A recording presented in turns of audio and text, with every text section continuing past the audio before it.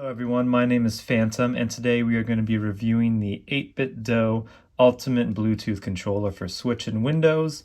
This is one of my favorite controllers. I bought it. I didn't think it was worth the money. It was $70. I returned it, and then the next day I played a game with another controller and I instantly knew I had to get this because it was just so much better than all the other ones. And I'm talking about like PS5, PS4 controllers, Switch Pro. But let's get to unboxing. This is the Bluetooth and 2.4 gigahertz USB, and pretty much the USB 2.4 gigahertz is for the computer, and the Bluetooth is for the Switch. Sadly, you cannot use this with your PlayStation. I tried. Or the Xbox, sadly. But they do make controllers for that. But anyway, here we go. Oh, it comes in black and white. I chose black. And notice how this is the Switch Pro layout with A here, B here, X here, Y here. Just know that if you play on the computer and plug it in, the computer will think of it as an Xbox controller and you can play just like that. I thought I'd be annoyed because I play on desktop more, but I just quickly forgot about it because, you know, I'm not looking at the controller, I'm looking at the screen. So here it is. We'll get into it more in just a moment, but for now, what I want to do is look at what else is in here. We have the dock, which instantly I fell in love with. Essentially what you do with the dock is you have the connectors on the back here, and you connect it to here when you're not using it, and it recharges. It has a nice glowing white light here when it's charging. When you take it off the dock, and this dock is connected to your computer via the USB here. This dock is great. We're going to go more into it later. But let's just continue unboxing. We have the 8BITDO user manual, which is actually quite helpful because this is a very powerful controller, and we'll get into it more of that in just a bit. And then finally, we have a USB-C to USB-A cable, which we use to plug into the back of the dock here. So there we go. And here it is, the ultimate wireless controllers. We'll start with the joysticks. Big reason why I bought these, actually. They feel very comfortable in the hand. They sound great. Let's see if I can have you hear that. They have a nice rubber rim to them, and then a smooth top. So it's actually quite nice to use. Same with this one, as well as the clicky sound for L3 and R3. Oh, you can see me in the little corner there.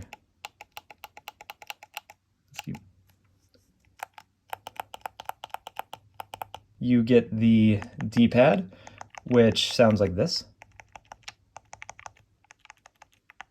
I honestly thought it felt mushy when I first started using the controller, but I instantly fell in love with it.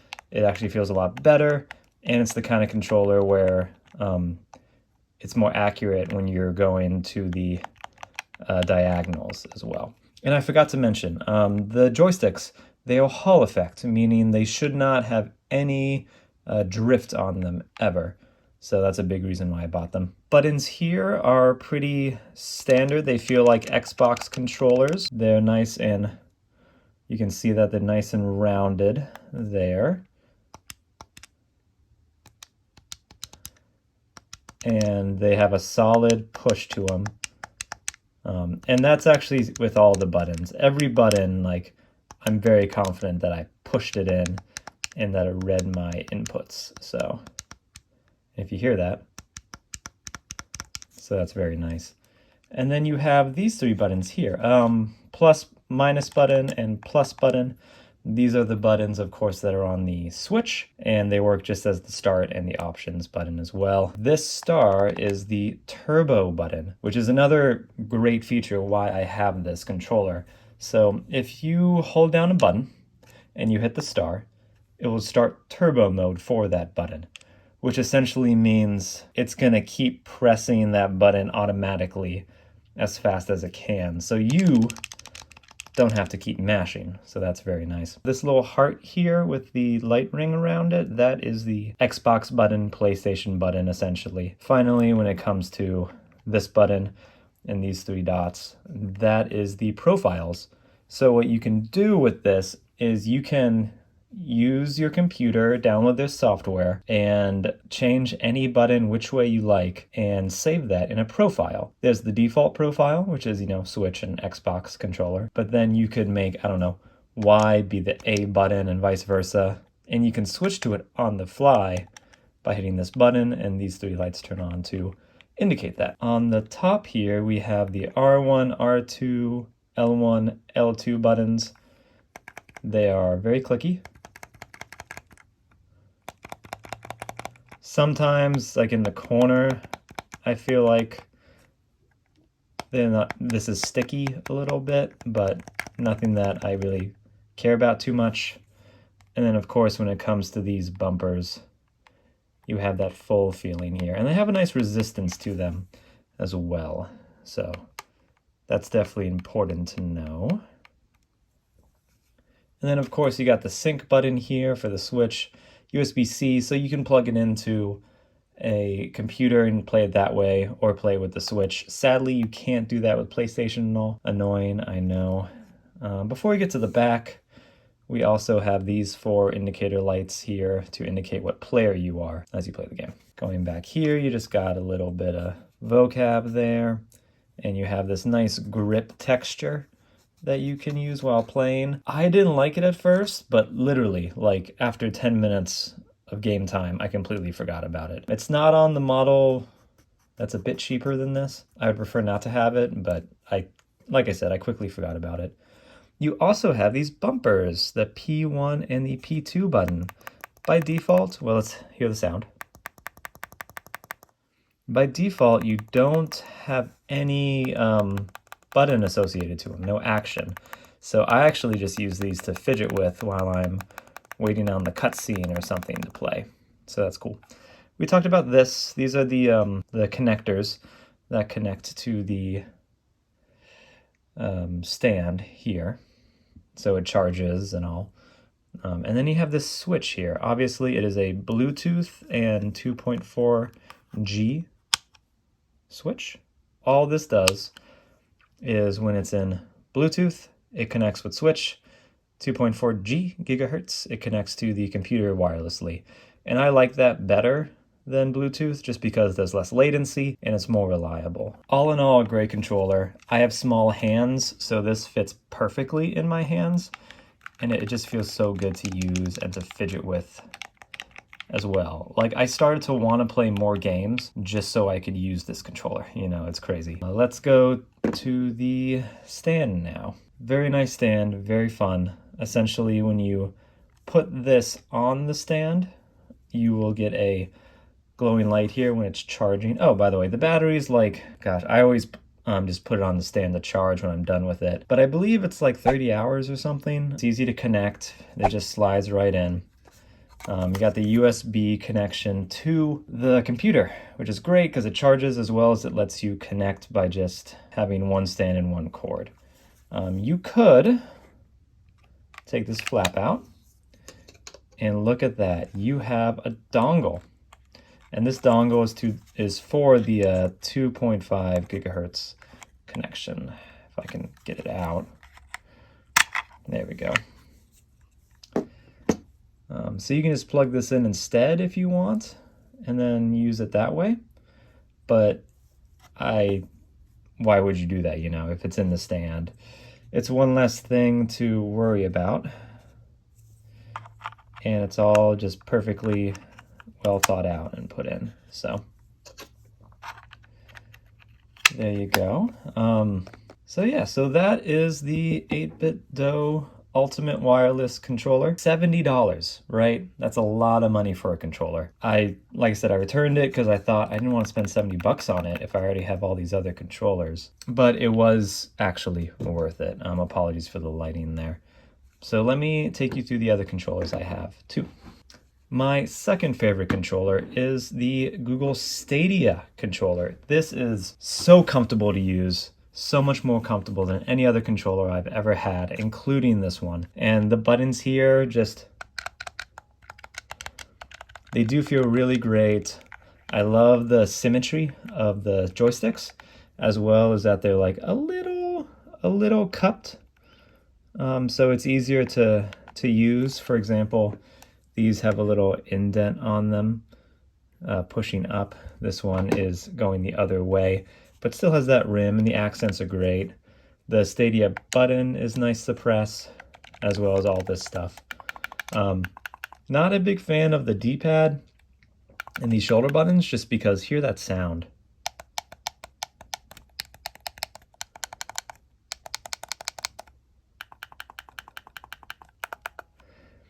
That clicky sound is just, I feel like I'm breaking it for some reason. But you know, very good controller, very nice. Oh, I have stickers, so I know that it's mine if I go hang out with friends. The reason I don't use this is because it drops my inputs sometimes. Whether it's connected or it's wireless, corded or wireless, it still does it, so I just couldn't rely on it, which was very sad. So that's another one there. Third favorite controller is the Switch Pro controller. Now, of course, this is competing with this. They're both the same price. Very comfortable to use. I love the shoulder buttons and that this is a 1-0 kind of binary input rather than the other ones, which limits it, but just the feel-wise, I prefer that. Shoulders are great. So this is a great feeling good, comfortable controller. I have to use it with a USB cord for my computer, which is just one thing that I'm like, why? But it's a very comfortable, very loving controller. Big fan of it. That's another one. And then, of course, we have the PS5 controller. Like I said, I have small hands, so this is a bit of a reach for me to use and everything. Like, I really want to like this controller, but I just don't. It's got everything that it needs, but it's just uncomfortable to use. And again, I have to plug it in with USB-C to reliably play it on my computer. And that's really the only thing I use these days is my computer to game. And now this has been my favorite for a long time, the PS4 controller. Fits my hands perfectly. I've had PlayStation all my life, not a big Xbox fan, so the symmetry has been nice. I like the buttons. This has been great, but the D-pad, not the best, you know. So there you go. And then I guess the last thing we need to look at are the Joy-Cons. You know, these are okay. You know, they're Joy-Cons. I love how they can be two controllers. One Joy-Con can be its own controller or put them together to make both. But you need the grip. These have always been uncomfortable controllers and never as good as, you know, all of these. So we're just gonna move on from that. So here's the thing. This is $70. This is $70, $60 or $70. This I know is $70. I bought two of them. This just, you can't buy them anymore. You know, I got this just out of sheer luck from a coworker of mine. These are $60 with the micro USB, you know. Two of these are $80. Like, geez Louise. So it's actually a normal price that can go on my computer as well as the Switch. So it's a reasonable thing to have. And what sets this apart from another $70 controller is the Hall effect joysticks, so they don't drift. The ability to have a turbo button with them. It comes with a stand, which is amazing, that charges on its own. I've been wanting to make 3D printed stands for all of these controllers, but I've yet to do so. Buttons feel very satisfying, pretty much the same, if not better than, you know, my favorite one, the Switch Pro. It's got the extra buttons in here, which is great. You got the ability to map different profiles to connect with it. Like, if you were looking for a controller, why would you spend the money on this stuff, you know? The only thing I would think about to justify it is if you only had a PlayStation, right? Or if you only had an Xbox. They also sell them for those consoles too. Or you have the PS5 Pro controller. That's like $100-something, right? I'd argue that most of those features that you would buy that for is in this, you know? Anyway, let's go ahead and just show you some gameplay of me using this controller and how it connects and everything. I'll see you over there. And this is my setup. I have the controller here. You can see the light to illuminate that it's charging and all, and I have it connected in the back here all the way to the little USB, which is that one there. So all I do essentially is I turn on my PC, I grab the controller. As you can see, it starts to light up and connect. I have Steam in big picture mode. It vibrated just then, and the buttons turn into Xbox buttons. So now I can control this and go wherever I want. So let's go ahead and play some Batman just to fight a little bit and get the controls going. All right, here we are in Arkham Asylum. Let us go ahead and do a challenge mode. And we'll be Armored Batman because he looks cool. And we're just gonna do a fight. Use this to the controller to its most potential. Oh yeah, it also has vibration, which is great. I did not mention that before. So with vibration, it doesn't say HD Rumble, but it feels like HD Rumble. I did play Super Mario Odyssey, and there are levels where you have to find the moon underground, and it only vibrates. The vibrations help guide the way. And it felt like it. Like, if the moon was to the right of me, the controller would only vibrate on the right. Let's go here, just running a little bit. Do something. And as you can see, like, the clicks are so solid. It's so responsive as well, because we're not using Bluetooth, we're using the USB wireless connection. Let's see, oh yeah, I have a bunch of batarangs maybe I should use. Oh, interesting. I thought Arkham Asylum had the quick claw move. But it doesn't. Interesting. Anyway, that's essentially the controller, guys. It's a great controller. It works just as you would expect it to be. I wish I had an Xbox controller to compare it to as well, but sadly I do not. Oh, actually, one other thing we need to do is, all right, so if you want to use turbo, you need to hold the button and then hit the turbo button. So as you see, that's flashing really quickly. So if I hit it, see, I'm just doing my thing here, only pressing one button. And this is great for games where you have to just mash, you know. The one I'm thinking of the most is Metroid Dread. That game, you have to constantly click. This will make it a lot easier for people. But of course, to get out of turbo mode, you hold that button that you selected and then you hit the turbo button again. So there you go. And as you can see, it is also vibrating. And I actually want to show you something. So if I put it on the table, normally vibrations from like the PS4 or PS5 controller get really loud and annoying when they're on a table. Watch this. Notice how it vibrates, but it doesn't like annoy the heck out of you or scare you if it's vibrating and on a table, unlike other controllers. That's a really nice touch. So there you have it. Now let us actually go over the software too. I'll be right back. So now I want to show you the software that you can download for this controller. Essentially, it's a nice little heart and you get it from their website, completely free. You connect 8BITDO device, and then you can pick which one, since mine works on Switch and Windows. And by the way, it is all connected through the dock. That's really nice, and it doesn't have to be connected wired. It can just be wireless and on.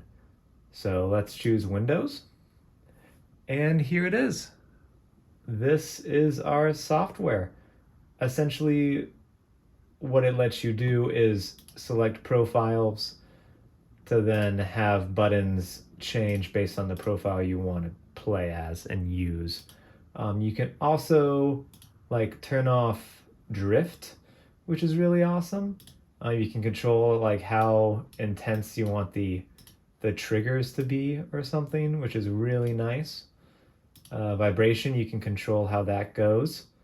And then you also have macro, which just means as if you want 5 button presses in a row to be just 1 button press, you can set it to do that, which is really nice. So just having all of this power in this one controller, worth the same exact price as like a PS5 controller, that's amazing, and I love it. I know it's not for everyone. Like, people with big hands will probably not like it.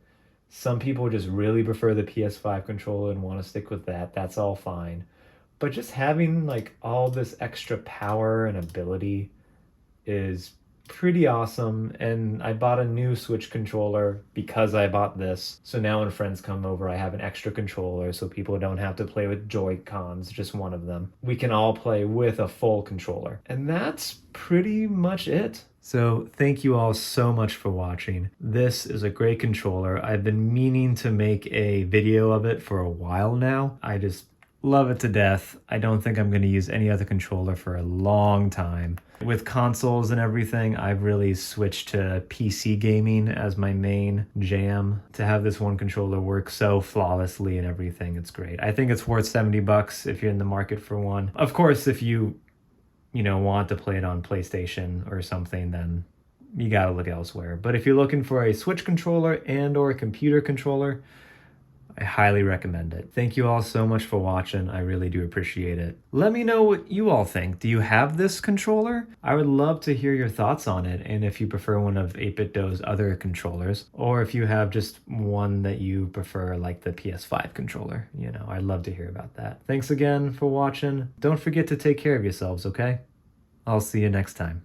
Cheers.